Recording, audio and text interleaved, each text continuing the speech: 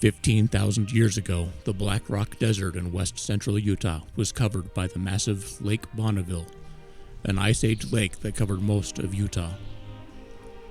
I've mentioned this inland sea on several videos. It's what gave us the world-famous salt flats and countless geological wonders like the Lace Curtain.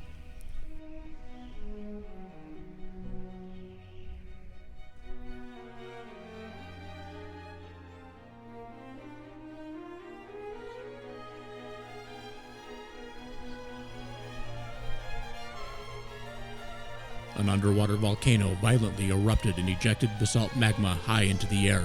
It quickly cooled in the icy water into glass-like particles collectively known as tuff. But I pity the fool.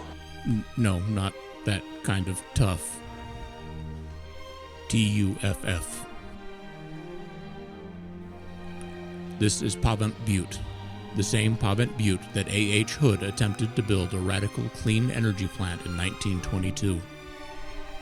Lake Bonneville was still rising, about 50 feet below its highest level.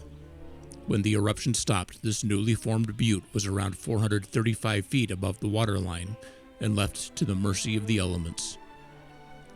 Waves from the lake had a high concentration of minerals, which caused a partial cementing of the tuff, washing away softer material and creating the melting appearance.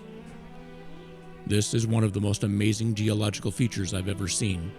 Even drone footage doesn't do it justice. I'll turn up the music and let it carry the rest of this video. Thanks for watching.